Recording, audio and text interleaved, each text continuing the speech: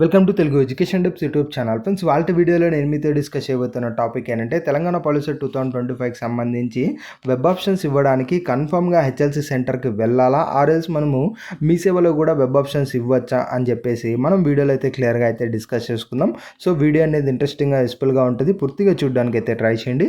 ఇక టాపిక్ అయితే స్టార్ట్ చేసే ముందు నా చిన్న రిక్వెస్ట్ ఏంటంటే ఇప్పటివరకు మన తెలుగు ఎడ్యుకేషన్ టిప్స్ యూట్యూబ్ ఛానల్ని మీరు ఎవరైనా సబ్స్క్రైబ్ చేయకుండా చూస్తున్నట్టే మీకు యూస్ఫుల్ అయ్యే ఇలాంటి వీడియోస్ కోసం అయితే సబ్స్క్రైబ్ చేసుకోండి. ఫ్రెండ్స్, ఇక టాపిక్లోకి వచ్చేసినట్టయితే మెయిన్గా వెబ్ ఆప్షన్స్ అనేవి మనకు 26th నుంచి అయితే స్టార్ట్ అవుతున్నాయి, ఆల్రెడీ స్టార్ట్ అయ్యాయి. కాబట్టి మరి ఈ యొక్క వెబ్ ఆప్షన్స్ ఇవ్వడానికి కన్ఫర్మ్గా హెచ్ఎల్సి సెంటర్కి వెళ్ళాలా ఆర్ మీ సేవ సెంటర్లో కూడా ఇవ్వచ్చా అంటే డెఫినెట్గా అది మీరు మీ సేవలోనే ఇవ్వచ్చు అని నేనైతే చెప్తాను. హెచ్ఎల్సి సెంటర్లో కూడా ఇవ్వచ్చు, కాకపోతే ఏంటంటే హెచ్ఎల్సి సెంటర్స్లో అందరికీ అయితే ఇవ్వరు. మెయిన్గా ఎవరికైతే హెచ్ఎల్సి సెంటర్స్లో తెలిసిన వాళ్ళు ఉంటారో, అంటే మనకు లోకల్లోనే ఉంటాయి కదా కాలేజెస్, అలా కాలేజెస్లో ఉన్నప్పుడు అక్కడ పనిచేస్తున్న స్టాఫ్ కానీ ఎవరన్నా తెలిసిన వాళ్ళు ఉన్నట్టయితే అక్కడ మనకు కాలేజీలోనే కంప్యూటర్ ఆపరేటర్స్ అయితే ఉంటారు, వాళ్ళు మనకు ఐడియా ఉంటుంది కాబట్టి వాళ్ళు వెబ్ ఆప్షన్స్ అయితే ఇస్తారు. సో మెయిన్ ఏంటంటే హెచ్ఎల్సి సెంటర్కే వెళ్ళి ఇవ్వాలని అయితే ఎక్కడా ఉండదు, మీరు ఓన్గా కూడా వెబ్ ఆప్షన్స్ అయితే ఇవ్వచ్చు. అగైన్ గుర్తుపెట్టుకోండి, ఈ ఏదైతే వెబ్ ఆప్షన్స్ ఉన్నాయో ఇవి మీకు నచ్చినట్టు అయితే ఇవ్వచ్చు.